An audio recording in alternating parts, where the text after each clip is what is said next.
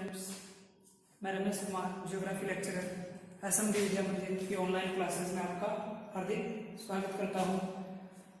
आज हम ज्योग्राफी का लेसन 6 विश्व मानव दिवस का भाग 4 देखेंगे। इससे पहले जितने भी वीडियोस थे इस लेसन के और इससे जुड़े हुए अन्य लेसन्स है या दूसरे लेसन्स है, उन सभी को आपको YouTube के माध्यम से प्रोवाइड करवा दिया गया है।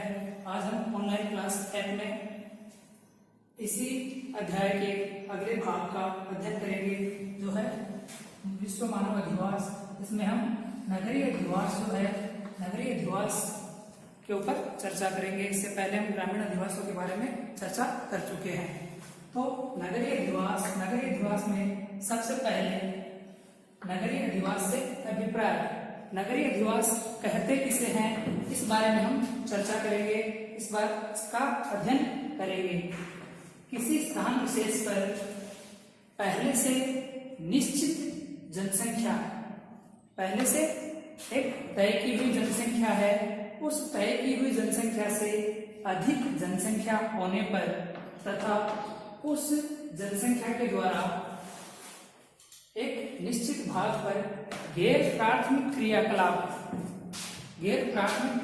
में वह जनसंख्या संलग्न होने पर उस जनसंख्या को हम नगरीय जनसंख्या कह सकते हैं और उस क्षेत्र में निर्मित आवासों को हम नगरीय अधिवास कहते हैं। इस एक निश्चित जनसंख्या से तात्पर्य है अलग अलग देशों में अलग अलग स्थानों पर यह पहले से तय किया हुआ है कि किसी स्थान पर जनसंख्या कितनी होगी तो वह क्षेत्र ग्रामीण क्षेत्र होगा या नगरीय क्षेत्र होगा। जैसे अलग अलग देशों में यह आंकड़ा अलग अलग है। जैसे भारत में हम किसी स्थान विशेष पर 5,000 व्यक्ति या इससे अधिक व्यक्ति निवास करते हैं तो उस स्थान विशेष को हम नगरीय क्षेत्र घोषित कर देते हैं। तो भारत में किसी भी क्षेत्र को नगर बनने के लिए कम से कम जनसंख्या उस क्षेत्र की 5,000 व्यक्ति होनी आवश्यक है। दूसरी शर्त इसमें यह रखी हुई है कि उस वहां पर निवास करने वाली जो जनसंख्या है, उस जनसंख्या के एक निश्चित भाग द्वारा गैर प्राथमिक क्रियाकलापों में संलग्न होना आवश्यक है। अब गैर प्राथमिक क्रियाकलाप से जाने से पहले हम यह जानेंगे कि प्राथमिक क्रियाकलाप कौन से होते हैं और गैर प्राथमिक क्रियाकलाप कौन से होते हैं। तो प्राथमिक जो क्रियाकलाप है,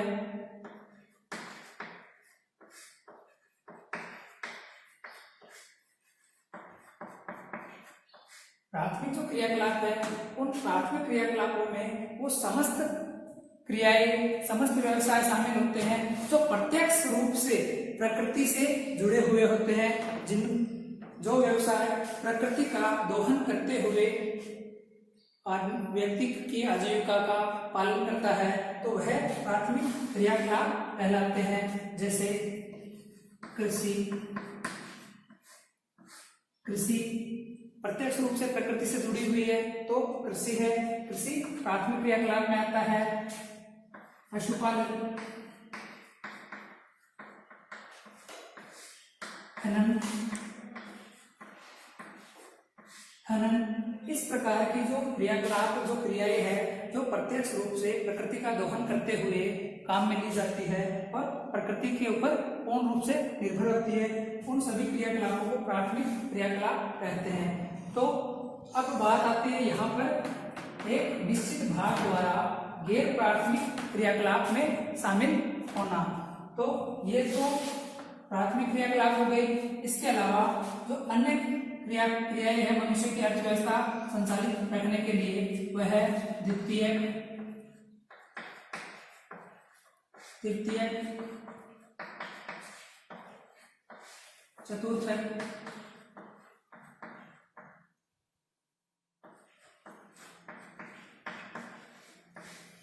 और पंचमक। मनुष्य के आर्थिक क्रियाकलापों में यह 5 प्रकार की क्रियाकलाप शामिल होती है।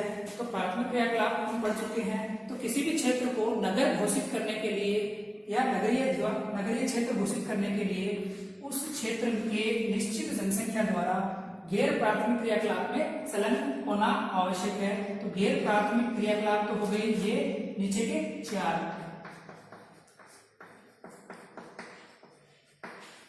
और ऊपर वाले जो क्रियाकलाप है वह प्राथमिक क्रियाकलाप है। तो अलग अलग क्षेत्र में यह आंकड़ा भी अलग अलग तय किया हुआ है। विदेशों में यह जो आंकड़ा निश्चित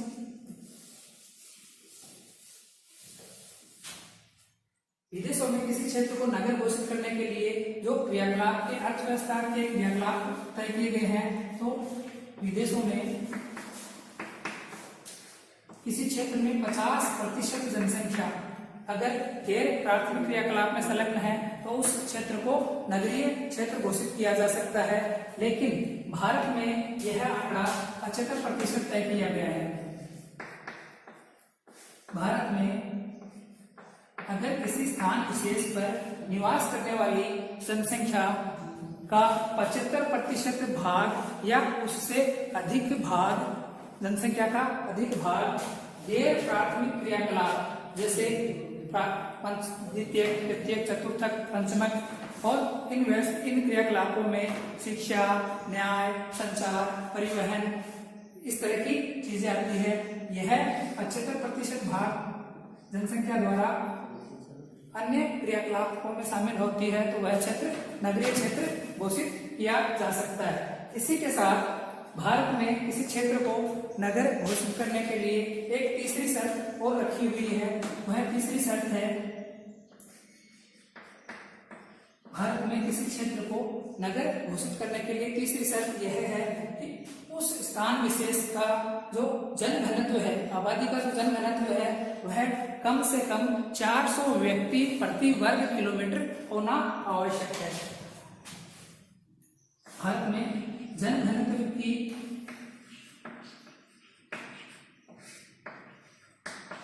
शर्त और रखी हुई है, और यह है 400 व्यक्ति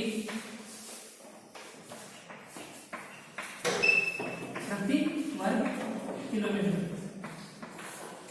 अर्थात कोई निश्चित स्थान है और उस निश्चित स्थान, उसका जो क्षेत्रफल है, मान लेते हैं वह 1 वर्ग किलोमीटर क्षेत्रफल है। उस 1 वर्ग किलोमीटर क्षेत्रफल पर वहां पर 400 व्यक्ति निवास करते हैं। 400 व्यक्ति निवास करते हैं, यह तो गया जनघनत्व। दूसरी शर्त है, वहां पर कम से कम 5000 व्यक्ति आवश्यक है निवास करना। और तीसरी शर्त है, वहां की जो आबादी है वो 75% या उससे अधिक आबादी जो है गैर प्राथमिक क्रियाकलापों में संलग्न होनी आवश्यक है। तो हम सब जान गए नगरीय अधिवास से क्या अभिप्राय है, और नगरीय अधिवास किसी क्षेत्र को नगर या अधिवास घोषित करने के लिए या किसी जनसंख्या को नगरीय जनसंख्या घोषित करने के लिए कौन कौन सी शर्त तय की गई है। अगले वीडियो में हम नगरीय अधिवासों की विशेषताओं के बारे में चर्चा करेंगे।